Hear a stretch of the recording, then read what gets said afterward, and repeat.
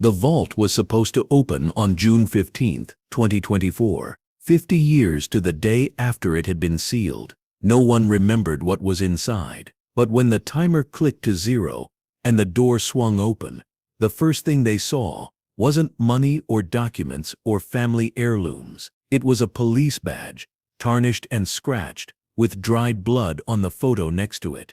The vault had been installed in 1974 in the basement of First Ohio Trust, a small bank in Canton, Ohio. It was a time-lock safe, custom-built by Mosler Safe Company, 6,000 pounds of steel, concrete-filled walls, dual combination locks, and a mechanical timer set to release on a specific date. Once the timer was set and the door closed, nothing could open it. Not a locksmith, not a blowtorch, not even the bank president. The vault would open when the timer said it would open, and not a second sooner. The man who commissioned the vault was named Robert Carver. He was 63 years old in 1974, a retired police detective who'd spent 30 years with the Canton Police Department. Robert had no living relatives. His wife had died in 1968, his only son in a car accident in 1971. He had money, a paid-off house, and no one to leave it to. On June 10, 1974, Robert walked into First Ohio Trust and met with the bank president, a man named Eugene Moss. Robert said he wanted to rent a time-lock vault. He wanted it sealed for 50 years. He wanted no one to open it until June 15, 2024. Eugene asked what Robert planned to store inside. Robert said that was his business. Eugene said the bank needed to know, for insurance purposes. Robert pulled out a cashier's check for $20,000 and placed it on the desk. He said, "This covers the rental, the vault installation, and your discretion. I don't want anyone asking questions." Eugene looked at the check. $20,000 in 1974 was serious money. He asked if the contents were legal. Robert said they were legal to possess, but private. Eugene said he'd arrange it. The vault was delivered on June 12, 1974. It took 4 men and a forklift to move it into the bank's basement. The vault was bolted to the concrete floor in a corner storage room. Robert arrived that afternoon with a small leather briefcase. He asked to be alone. Eugene gave him the room. Robert spent 11 minutes inside. When he came out, the briefcase was empty. He handed Eugene a sealed envelope and said, "This is the vault's combination. Lock it in your office safe. No one opens it until 2024. No exceptions." Eugene asked what would happen if Robert changed his mind. Robert said he wouldn't. Eugene asked what would happen if Robert died before 2024. Robert said, "Then you open it in 2024 and do whatever you think is right." Robert left the bank. Eugene locked the envelope in his office safe. The vault door was sealed that evening. The timer was set. 50 years began. Robert Carver died on November 3, 1981, 7 years after sealing the vault. He was 70 years old. Cause of death: heart attack. He was found in his home by a neighbor who'd noticed the mail piling up. The coroner said Robert had been dead for 2 days. Robert's estate went to probate. He had no will, no family, no clear instructions. His house was sold. His belongings were auctioned. The proceeds, $18,000, went to the state of Ohio. But no one remembered the vault. Eugene Moss retired in 1989. He handed the bank presidency to his son, Michael Moss. Eugene moved to Florida and died in 2003. Before he left, he'd transferred all of First Ohio Trust's important documents to Michael's office, including the sealed envelope with the vault combination. Michael filed the envelope away and forgot about it. First Ohio Trust changed hands twice between 1990 and 2010. In 2010, it was bought by Midwest Regional Bank, a larger institution that consolidated several small-town branches. The Canton location remained open, but the staff turned over completely. No one who worked there in 2010 had worked there in 1974. In 2015, Midwest Regional hired a new branch manager for Canton, a woman named Linda Torres. Linda was 34, efficient, detail-oriented. She'd worked in banking for 12 years and had a reputation for cleaning up messy branch operations. Linda's first week on the job, she conducted a full inventory of the building. She walked every floor, checked every storage room, reviewed every file cabinet. On her third day, she opened the basement door and found the storage room. The room was cluttered. Old filing boxes, broken office furniture, a water heater, and in the corner, a massive steel vault. Linda stared at it. She'd never seen a vault that size in a branch basement. She checked her records. There was no mention of it. She called the bank's regional office and asked about the vault. They said they'd look into it. A week later, they called back. They said the vault had been installed in 1974 as a rental for a private customer. The rental contract had been paid in full. The vault was on a 50-year time lock, set to open in 2024. The regional office said to leave it alone until then. Linda asked what was inside. They said they didn't know. Linda asked if the bank was liable for the contents. They said the rental agreement indemnified the bank. Linda asked if anyone had checked on it in 50 years. They said no. Linda made a note in her files and moved on. But the vault stayed in the back of her mind. Every time she went to the basement, she looked at it. 6,000 pounds of steel, silent, waiting. The years passed. Linda stayed at the Canton branch. She got promoted to regional supervisor in 2018, but kept her office in Canton. She married in 2019. She had a daughter in 2021, and every few months she'd walk down to the basement and check on the vault. By 2023, the vault had become something of an office legend. The younger employees called it the mystery box. Some joked it was full of gold. Others said it was probably empty. A prank from the 1970s. Linda didn't speculate. She just waited. On January 15, 2024, Linda received a memo from Midwest Regional's legal department. The memo reminded her that the vault in the Canton basement was set to open on June 15, 2024. The bank's legal team wanted to be present when it opened. They also wanted local law enforcement on standby, just in case the contents were illegal or required investigation. Linda called the Canton Police Department. She spoke to a lieutenant named James Ortega. She explained the situation. A 50-year-old time-lock vault, no record of contents, opening in 5 months. James said he'd send an officer to be present. On June 14, 2024, Linda received a call from the regional office.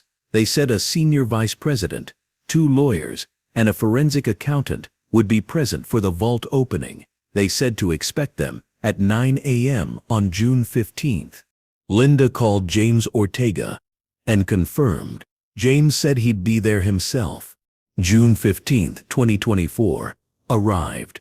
Linda got to the bank at 7:30 a.m. She unlocked the basement and waited. The senior vice president, a man named Gregory Hunt, arrived at 8:45 a.m. with the lawyers and the accountant. James Ortega arrived at 8:50 a.m. along with a detective named Sarah Kim. At 8:55 a.m., they all stood in the basement storage room, staring at the vault. The timer display on the front showed 0 hours 4 minutes and 37 seconds. 4 minutes and 37 seconds. Gregory asked if anyone knew what was inside. No one did. James asked if the bank had tried to contact the person who'd rented it. Linda said the renter, Robert Carver, had died in 1981. James asked if Robert had left any instructions. Linda said no. The timer counted down. 0 hours 3 minutes and 12 seconds. 0 hours 2 minutes and 45 seconds. 0 hours 1 minute and 30 seconds. At 9 hours 0 minutes and 0 seconds a.m., the timer reached 0. There was a soft click. The vault's locking bolts retracted. The door, which hadn't moved in 50 years, swung open half an inch. James stepped forward and pulled the door fully open. The interior was dark. He shone his flashlight inside. The vault was small, 3 feet wide, 3 feet deep, 3 feet tall. On the floor, in the center, was a single cardboard box. The box was old, the corners softened with age, the tape yellowed and brittle. On the top, written in black marker, "For the police, open carefully." James photographed the box, then carefully lifted it out of the vault. He placed it on a folding table Linda had brought down. Everyone gathered around. James used a knife to cut the tape. He opened the box. Inside, wrapped in yellowed newspaper, were 3 items. The first item was a police badge. It was tarnished, the silver finish worn to a dull gray. The badge number was 047. James turned it over. Engraved on the back, Robert Carver, Detective, Canton PD. The second item was a Polaroid photograph. The photo showed a man, late 20s, lying on a concrete floor. His eyes were closed. There was blood on his shirt. The photo was faded, the colors washed out, but the image was clear. The third item was a handwritten letter, 3 pages, folded and creased. The paper was brittle. James unfolded it carefully and read the first line aloud. "My name is Robert Carver, and I killed a man on March 14th, 1968. The room went silent. James continued reading, but quietly, to himself. After a minute, he looked up at Sarah Kim. "We need to take this to the station." Sarah nodded. James placed the badge, photo, and letter into evidence bags. He thanked Linda and Gregory, then left with the box. Linda stood in the basement, staring at the empty vault. 50 years. 50 years of waiting, and the answer had been a confession. At the Kenton Police Department, James and Sarah brought the evidence to the chief, a man named David Cole. David read the letter twice. Then he called the records department and asked for the file on Robert Carver. The file arrived an hour later. Robert Carver had joined the Canton PD in 1938. He'd been promoted to detective in 1952. He'd retired in 1974 with commendations for his work on robbery and homicide cases. His record was clean, no disciplinary actions, no complaints. He'd been considered one of the department's best detectives. David asked if there were any unsolved homicides from March 1968. The records clerk searched the archives. She found one. A man named Anthony Delgado, 28 years old, had been reported missing on March 15, 1968. His body had never been found. The case had been assigned to Detective Robert Carver. Robert had investigated for 6 months, found no leads, and the case had gone cold. David looked at Sarah. He investigated his own crime. Sarah said, "Let me read the letter." David handed it to her. Sarah read it aloud to the room. "My name is Robert Carver, and I killed a man on March 14, 1968. His name was Anthony Delgado. I didn't plan to kill him. It happened during an argument. Anthony was a suspect in a robbery case I was working. I brought him in for questioning. He refused to talk. I lost my temper. I hit him. He fell and struck his head on the corner of a desk. He stopped breathing. I checked for a pulse. There was none. He was dead. I panicked. I couldn't call it in. My career would be over. I'd go to prison. So I made a choice. I disposed of the body. I filed a missing persons report. I investigated the case myself. I made sure no one found him. And for 56 years, I've lived with what I did. I'm writing this in 1974. I'm 63 years old. I'm retiring. I don't have long left. My heart's failing. The doctors say maybe 10 years. I don't want to die with this secret, but I'm too much of a coward to confess while I'm alive. So I'm leaving this for you. The badge is mine. The photo is Anthony, taken after he died, so you'd know who he was. I buried him in the woods off State Route 43, 2 miles south of the county line. There's an old quarry there. I buried him at the base of the north wall, 6 feet deep. I marked the spot with 3 stones stacked in a pyramid. If you're reading this, it's 2024. I've been dead for years. I can't be punished. But Anthony's family deserves to know. I'm sorry, Robert Carver. Sarah set the letter down. The room was silent. David said, "We need to search the quarry." On June 17, 2024, a search team from the Canton PD and the Ohio Bureau of Criminal Investigation went to the quarry off State Route 43. The quarry had been abandoned in the 1980s, overgrown with weeds and small trees. The north wall was easy to find, a sheer rock face, 40 feet high. The team searched the base of the wall. They found the 3 stones, still stacked, partially covered in moss. They marked the spot and began excavating. 6 feet down, they found bones. A forensic anthropologist examined the remains on site. The bones were consistent with an adult male, late 20s. The skull showed a fracture, consistent with blunt force trauma. The remains had been buried for over 50 years. The bones were transported to the state crime lab.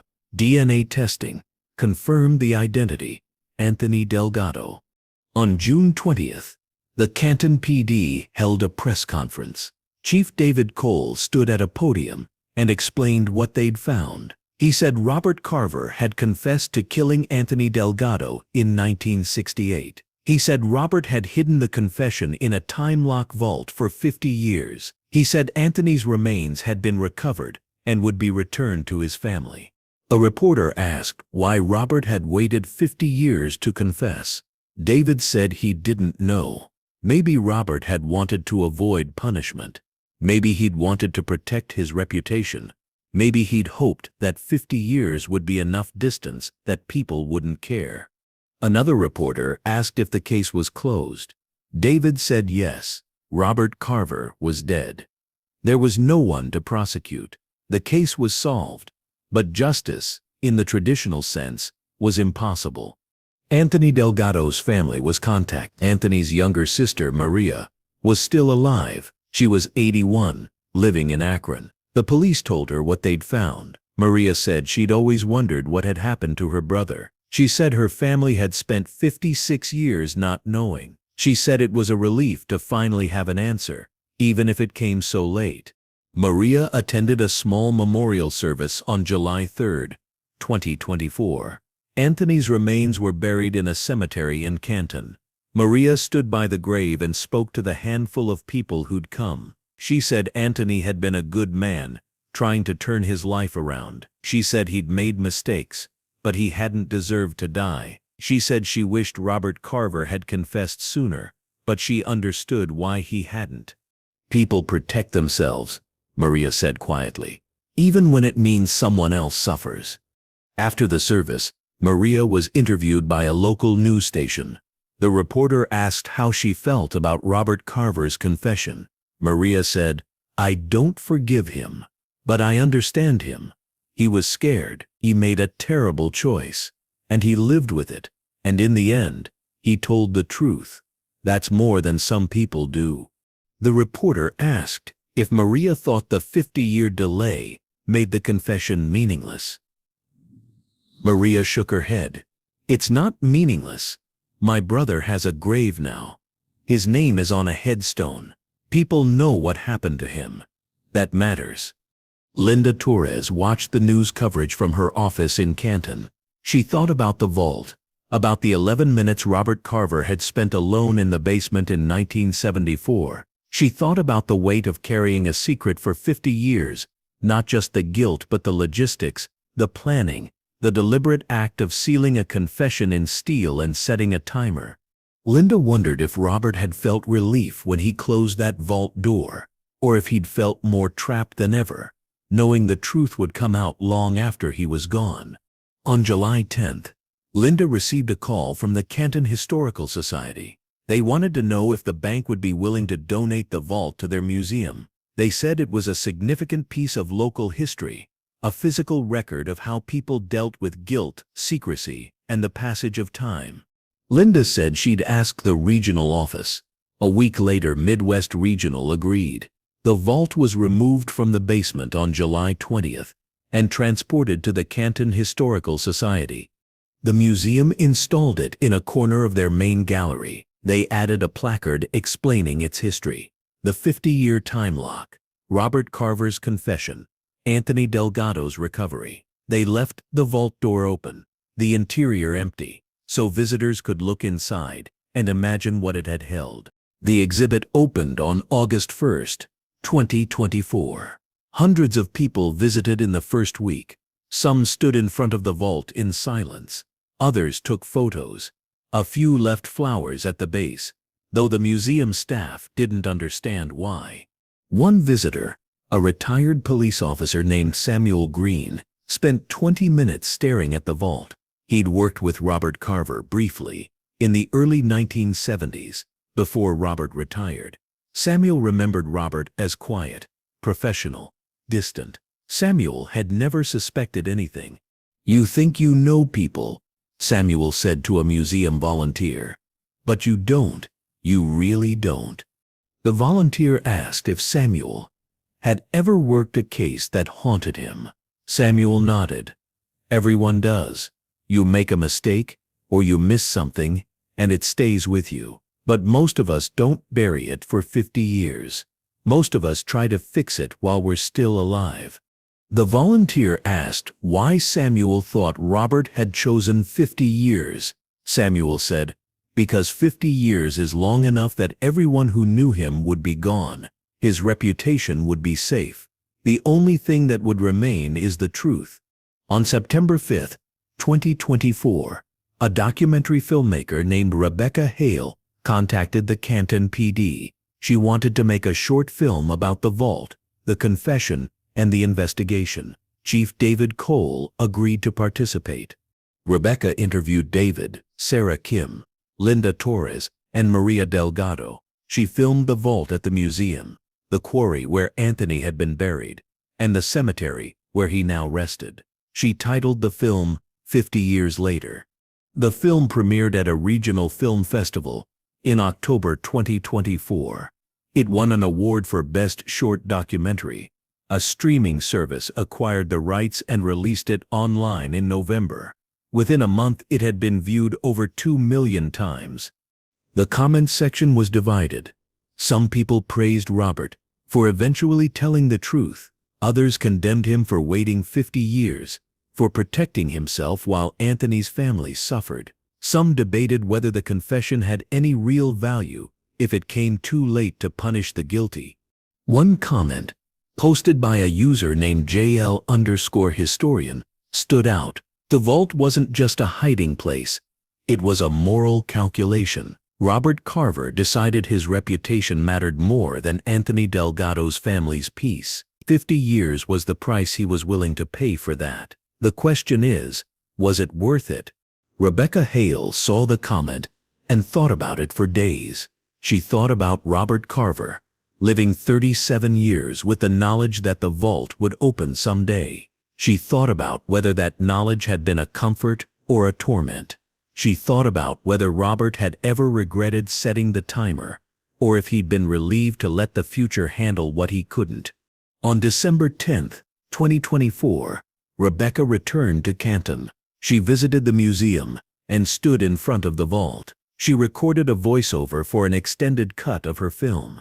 "This vault represents a question we all face," Rebecca said into her microphone. "When we do something wrong, do we confess immediately, knowing we'll face consequences? Or do we delay, hoping time will soften the blow?" Robert Carver chose delay. He chose 50 years, and in doing so, he ensured that he'd never have to face Anthony Delgado's family, never have to see the pain he'd caused, never have to hear them ask why. He traded immediate accountability for a distant, abstract reckoning. And maybe that's the real lesson here. The truth always comes out, but when it comes out matters. Rebecca posted the extended cut online on December 20th. It was viewed another 1,000,000 times within 2 weeks. On January 3, 2025, The Canton Historical Society added a new element to the vault exhibit. They installed a small interactive display where visitors could write their own thoughts about secrets, guilt, and confession. The display included a simple prompt: if you could seal a secret for 50 years, would you? By the end of January, over 300 people had responded. Most said no. They'd rather confess immediately and deal with the consequences. But a few said yes.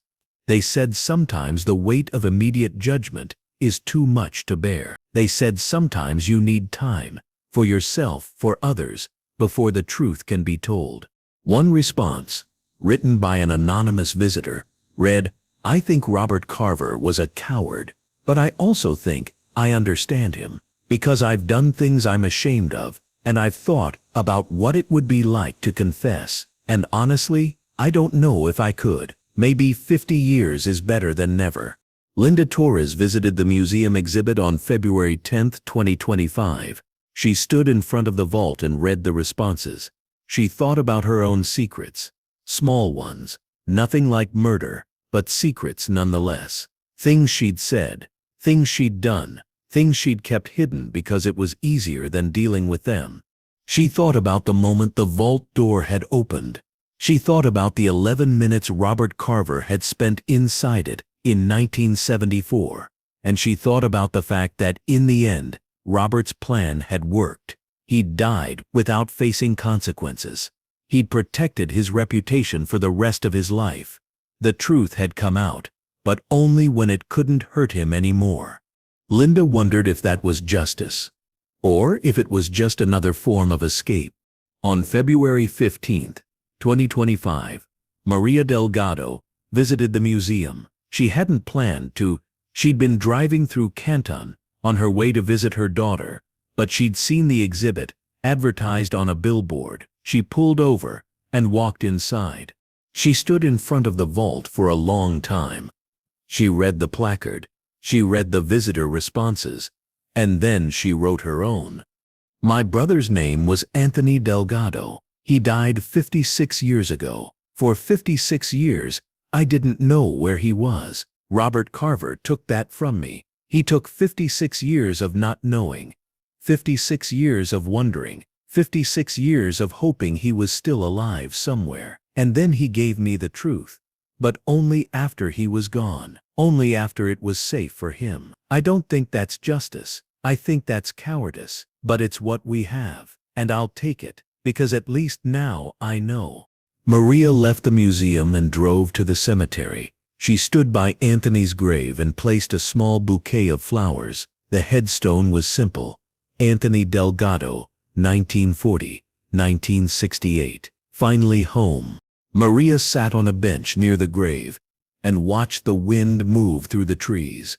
She thought about the vault, about the 50 years it had waited, about the way secrets have weight even when they're locked away. She thought about Robert Carver, and whether he'd ever visited this cemetery in the years before he died, whether he'd ever stood where she was standing now, and thought about what he'd done. She doubted it. People who bury secrets don't usually visit the graves they create. Maria stood and walked back to her car. She drove home to Akron, and she didn't visit the museum again. The vault remains on display at the Canton Historical Society. Visitors still come to see it, to stand in front of it, to think about what it represents. Some take photos, some write responses, some just stare and leave. The vault is empty now, but in a way, it's fuller than it ever was, because now it holds not just Robert Carver's confession, but everyone's questions about guilt, time, and the cost of keeping secrets. And every time someone stands in front of it and asks, "What would I do?" the vault answers, not with words, but with 50 years of silence. Would you seal a secret for 50 years if it meant you'd never face the consequences in your lifetime?